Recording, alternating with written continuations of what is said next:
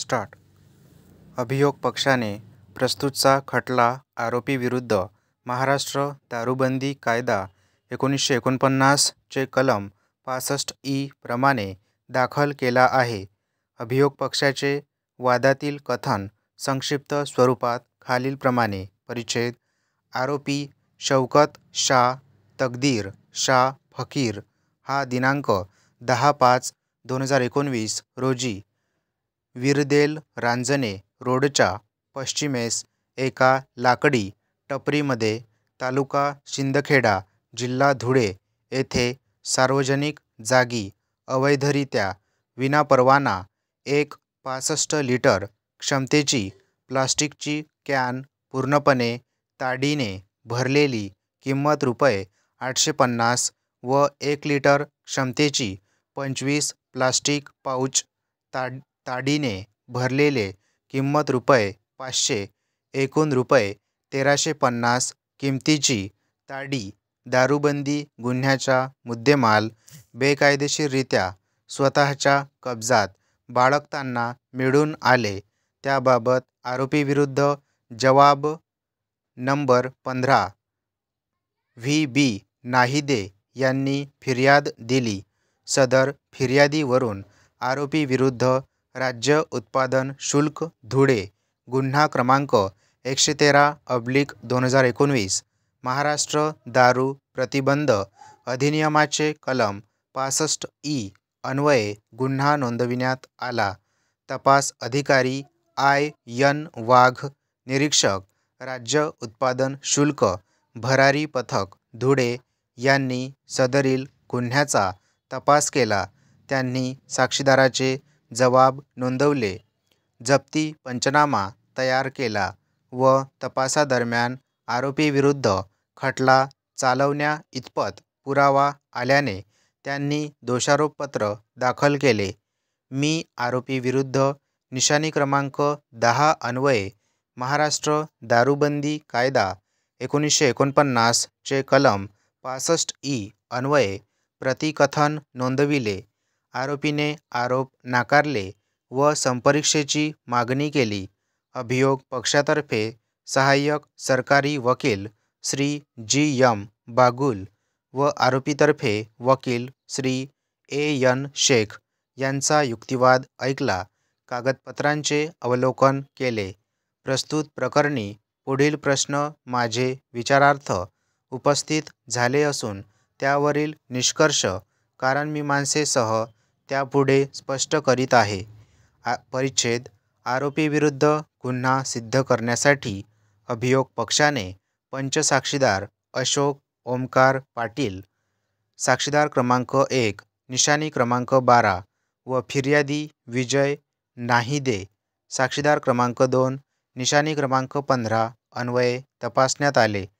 अभियोग पक्षातर्फे तपासण्यात आलेले साक्षीदार यांचे पुराव्यात आरोपीविरुद्ध दोषसिद्धीकारक पुरावा आढळल्यामुळे आरोपीचे फौजदारी प्रक्रिया संहिता कलम 313 चे निवेदन निशाणी क्रमांक 19 वर नोंदविण्यात आले. त्यामध्ये आरोपीने त्याच्याविरुद्ध खोटी केस केल्याचा बचाव घेतला. पंचसाक्षीदार अशोक ओमकार पाटील, साक्षीदार क्रमांक 1, निशाणी क्रमांक 12 यांची साक्ष नोंदविण्यात आली. सदरहू साक्षीदाराने त्यांचे पुराव्यात असे कथन केले आहे की राज्य उत्पादन शुल्क भरारी पथक धुळे यांनी त्यांना पंचनाम्यासाठी बोलविले नव्हते. पंचनाम्यावरील सही त्यांनी मान्य केली आहे, परंतु त्यातील मजकूर माहीत नसल्याचे सांगितले आहे. साक्षीदार अभियोग पक्षास समर्थन देत नसल्याने सहाय्यक सरकारी अभियोक्ता यांनी उलट तपासाच्या अनुषंगाने प्रश्न विचारले, परंतु उलट तपासात त्यांनी अभियोग पक्षाच्या कथनास दुजोरा दिलेला नाही. आरोपीतर्फे घेण्यात आलेल्या उलट तपासात साक्षीदाराने विरदेल गावहून शिंदखेडा येथे खत घेण्यासाठी आल्याचे व चौफुलीवर उभा असताना पंचनाम्यावर चौफुली येथे पोलिसांच्या सांगण्यावरून सही केल्याचे कथन केले आहे.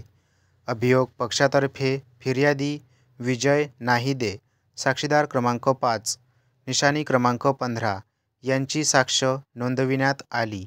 सदरहू साक्षीदाराने त्यांचे पुराव्यात असे सांगितले की दिनांक 10/5/2019 रोजी शिंदखेडा दोंडाईचा रस्त्यावर ते गस्तीवर असताना विरदेल गावाजवळ पी.आय. श्री वाघ यांना गुप्त बातमी मिळाली की विरदेल रंजाने रस्त्यावर विरदेल गावात आरोपी चोरट्या रीतीने ताडीची विक्री करीत आहे.